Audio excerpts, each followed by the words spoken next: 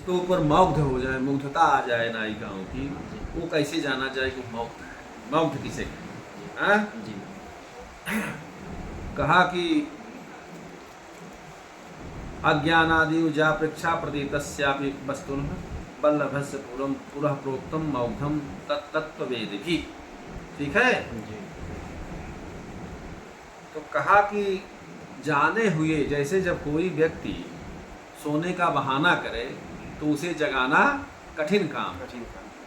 लेकिन जब स्वाभाविक रूप से सोता रहे जी तो उसे तो जगाया जा सकता है। सोने का जो बहाना करेगा उसको जगाना कठिन है। उसी तरह से जानते हुए जी अनजान की तरह प्रश्न करना है। जी जैसे हम जाने सब अज्ञानी बन करके बनावटी प्रश्न करें कि हम नहीं जानते। ठीक है। जी अज्ञानादि उजापेक्षा प्रतीतस्यापि वस्तुनः, जाने हुए पदार्थ को प्रिय के पास अनजान सी हो करके पूछने को साहित्य शास्त्र में के जो तत्ववेत्ता हैं उसे क्या कहते हैं? तत्तत्ववेद भी मौग्धम प्रोक्तम। साहित्य शास्त्र के जो तत्ववेत्ता हैं, काव्य तत्व के जो वेत्ता हैं, उन्हें मौग्ध कहते हैं, उन्हें मौग्ध कहते हैं। ठीक है। जी जैसे उदाहरण से देखिए, कितना बढ़िया उदाहरण है। जी के द्रुमास्ते क्वा ग्रामे संतिकेन प्ररोपिताः नाथ मत कंकण न्यस्तम जैसा मुक्ता फलम फलम। जी नायिका जो है मोती के बारे में अपने प्रिय से प्रश्न कर रही है। नायिका जो है मोती को विषय बना करके अपने प्रिय से प्रश्न कर रही है। क्या कर रही है कि नाथ, हे मेरे नाथ, जी मत कंकणन न्यस्तम जैसा मुक्ता फलम फलम। मेरे कंकणों में जो स्थित यह क्या नाम से मुक्ता फल है, मुक्ता फल जिनका फल है, मुक्ता फलम फलम। मुक्ता फल जो है ये जिनका फल है। जी कहा कि के द्रुमास्ते, वह पेड़ कहाँ, वह पेड़ किस गांव में है? क्वा ग्रामे संतिकेन प्ररोपिताः, और किसके द्वारा बोए गए हैं? वह पेड़ कहाँ है और किस गांव में है और किसके द्वारा ये पेड़ बोए गए? जो मेरे हाथों में मुक्ता फल ये मेरे कंगन, मुक्ता फल के जो कंगन है मेरे हाथों में पड़े हुए हैं, ये किस गांव में, कहाँ बोए गए हैं? इस तरह का वो प्रश्न कर रहे हैं। तो जान सब रही है लेकिन अनजान से प्रश्न कर रही है। जी समझ रहे हो कि नहीं? जी अच्छा, तो वही मैं कह रहा हूँ कि अत्र पूर्व ज्ञातस्यापि मौक्तिकस्य नायिकाया ज्ञानादि प्रश्नता है। जी तो मौघ्यम नाम अलंकार है। यहाँ मौघ का बड़ा अच्छा उदाहरण। अब कहा विक्षेप किसे कहते हैं? विक्षेप क्या है? अच्छा, कहा कि भूषाणाम अर्थ रचना मिथ्या विश्व गवेक्षणम रहस्याख्यानाम ईशश्च विक्षेपो दैतांतिके। कहा कि प्रिय के समीप में भूषणों की आधी रचना, जी आभूषणों की आधी रचना और बिना कारण के ही चारों ओर देखना। जी कुछ कारण हो तब तो देखा जाए, लेकिन बिना किसी कारण के चारों ओर इधर उधर देखना और एकांत में कुछ रहस्य की बात को कहना, ये क्या? विक्षेप। कभी देखते नहीं हो? तो इस तरह की जो स्थितियां होती, नायिकाओं की विक्षेप की स्थिति होती है। प्रिय के समीप में भूषणों की आधी रचना और बिना कारण के ही इधर उधर देखना, समझ रहे हो? और एकांत में कुछ रहस्य की बात करना, कहना, किसी का नाम क्या है? विक्षेप।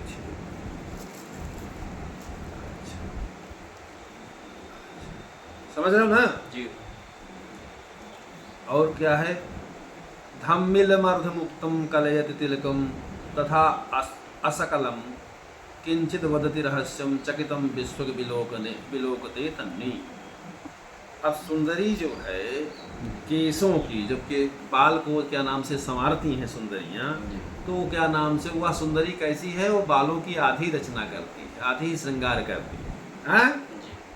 और उसी तरह अधूरा तिलक भी लगाती है। थम्बिल माने चोटी, छोटी। आधी चोटी करती है, समझ रहे हो नहीं? जी। अर्धमुक्तम कलयति तिलकम बा असकलम, पूर्ण रूप से तिलक भी नहीं लगाती है, माने अधूरा तिलक लगाती है, ठीक है। जी। और किंचित वदति रहस्यम, कुछ रहस्य को कहती है।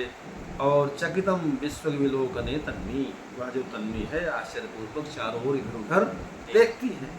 तो ये क्या नाम से विक्षेप का साक्षात उदाहरण है। क्या है? विक्षेप का, ठीक है ना? जी। तो ये जो है, तो अत्र दैतांतिके नायिका भूषणाम भूषणाम अर्धरचनादिना विक्षुप नाम अलंकार है, विक्षेप का साक्षात उदाहरण। अब कुतूहल क्या है? कहते ना बड़ा कुतूहल है इनमें, जी। बड़ी कुतूहलता। जी। कुतूहल किसे कहते हैं? रम्य वस्तु समालोके लोलता स्यात् कुतूहल, हैं? जी। सुंदर पदार्थ देखने में चंचल नेत्रों को क्या कहते हैं? कुतूहल। सुंदर पदार्थ को देख करके जी। चंचलता पूर्वक जो नेत्र उसे देखने के लालायित हो जाए, उसी का नाम क्या है? कुतूहल। कुतूहल, हैं? जी। ठीक है ना? जैसे कुतूहल का कितना बढ़िया उदाहरण है। प्रसादि कालांबित मग्रपादम अक्षिप्त काचित द्रवरागमेव उत्सिष्ट लीला गतिरागवाक्षात् अलक्त कांक्षाम पदवीं ततान। यह जो है पद्य जो है, इंदुमती स्वयंवर वृत्त अजर के नगर प्रवेश में जो दर्शन की इच्छा रखने वाले, जी। हाँ? जी। समझ रहे हो नहीं? जी। के अवसर पर उनको देखने की इच्छा करने वाली किसी स्त्री के विषय में वर्णन है, हाँ? जी। कहने का मतलब इंदुमती का जब स्वयंवर था, तो महाराज अज का जब प्रवेश स्वयंवर में हो रहा था, उस समय स्त्रियां दूल्हे को देखने के लिए बड़े चाव से देखती हैं कि पहले हम देखें, पहले हम देखें। तो महाराज ये राज को देखने के लिए कुछ जो स्त्रियां देखने के लिए उमड़ पड़ी हैं, तो उन्हीं में से उनका वर्णन है। कैसे है?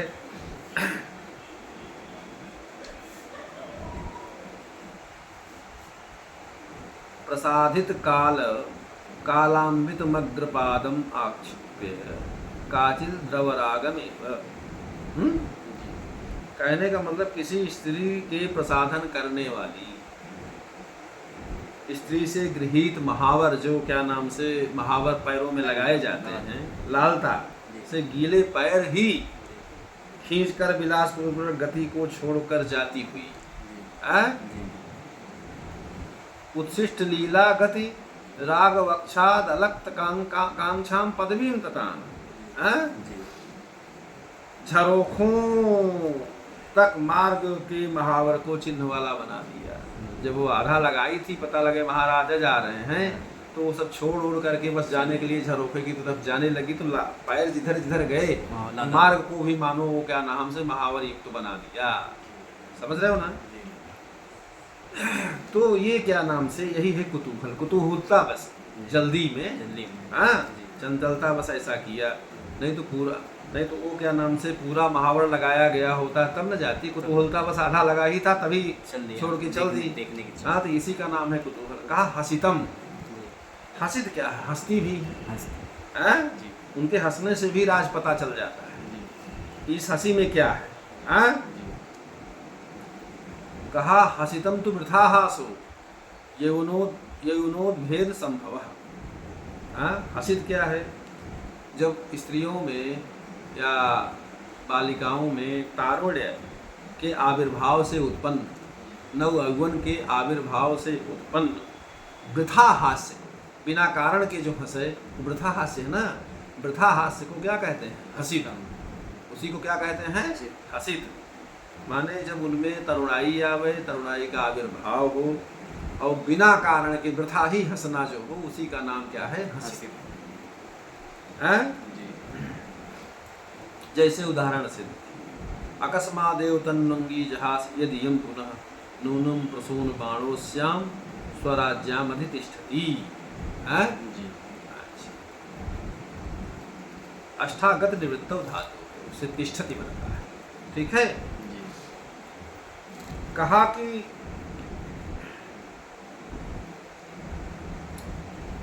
तन्वंगी, यह जो तन्वंगी है, तन्वी जी। किशोदरी है, जी। यह जो किशोदरी है क्या कर रही है? अकस्मादेव यदि हम पुनः जहासी है, जी। तो अकस्मात हंसी।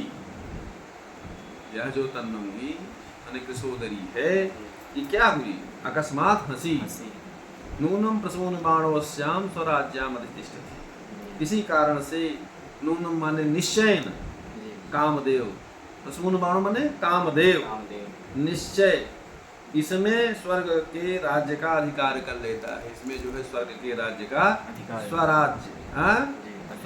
स्वर्ग के राज्य का अधिकार कर लेता है, अर्थात मतलब कामदेव इस स्त्री इसमें अब आविर्भूत हो चला है। तो इसी का मतलब जो बिना कारण के अकस्मात हंसना, हंसना। हाँ, बिना कारण के हंसना, तो ये क्या नाम से हसितम का उदाहरण है। जी। तो जैसे यहाँ अर्थात व्यर्थ हास्यम, ललनाया, ठीक है ना? जी।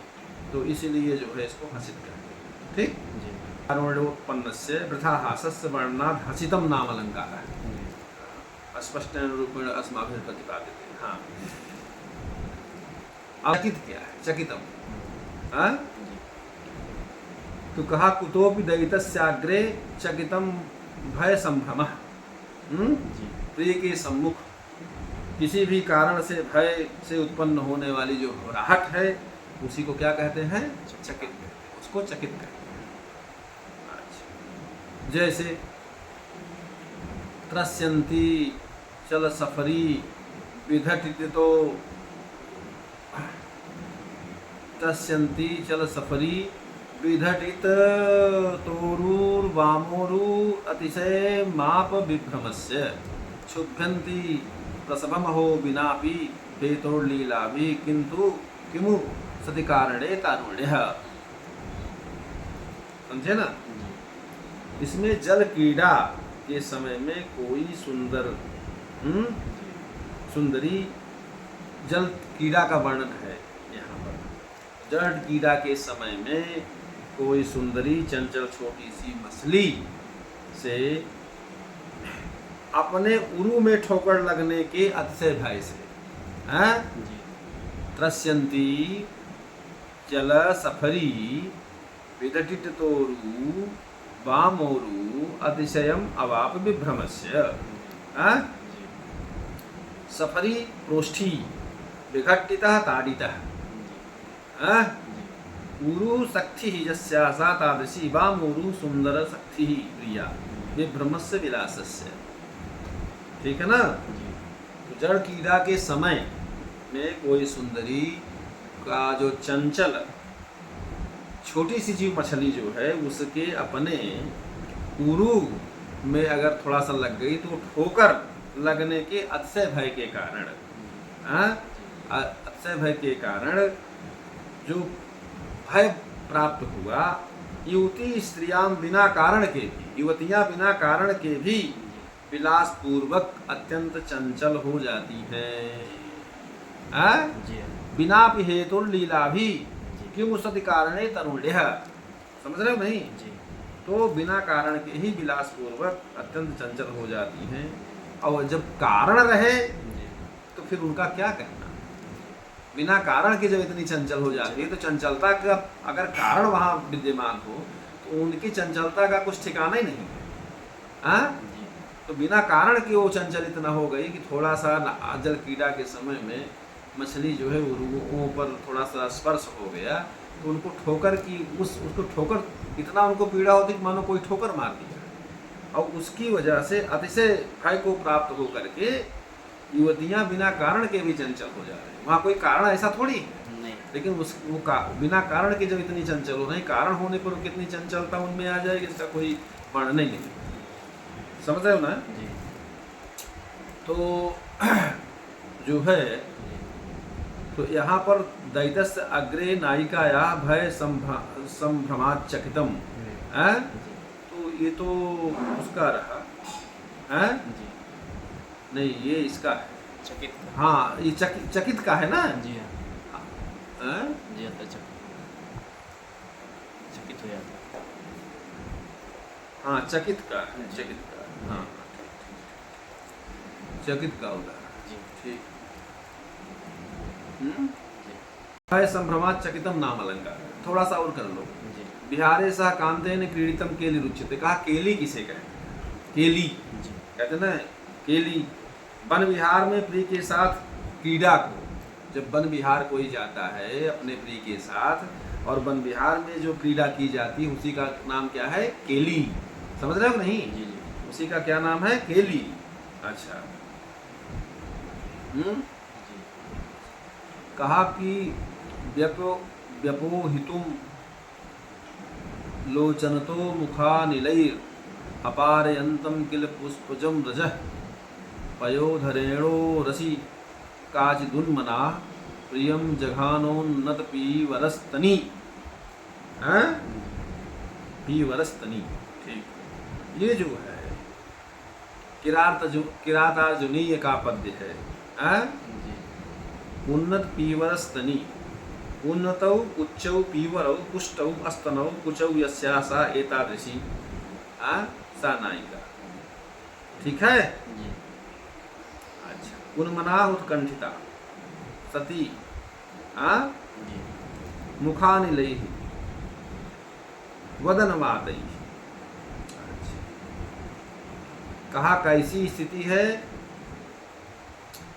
देखिए।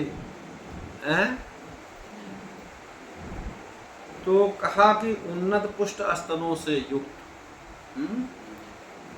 उन्नत जघानोन्नत पीवरस्तनव पयोधरेणो रस काचिदुन्मना।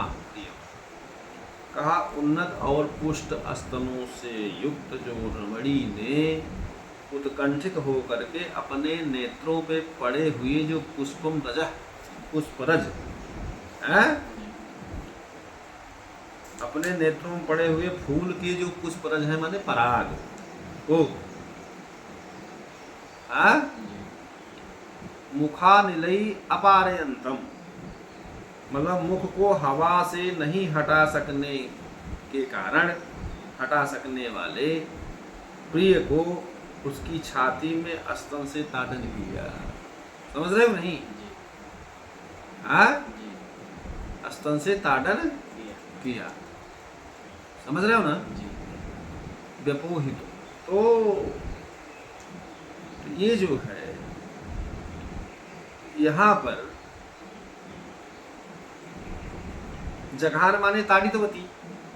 अत्र कांतेन सह विहारे नायिका क्रीड़ा वर्णनात् केली नाम अलंकार।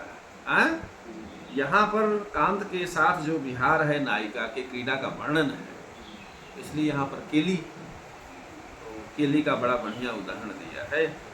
अब इसके बाद जो है मुग्धा और कन्याओं की अनुराग चेष्टाएं कैसे होती हैं, इसका वर्णन अब होगा। अथ मुग्धा कन्याओर अनुरागेंगितानी। मुग्धा और कन्या उनकी अनुराग चेष्टाएं कैसे कैसे होती, इसका वर्णन अब आगे किया जाएगा। ठीक है ना?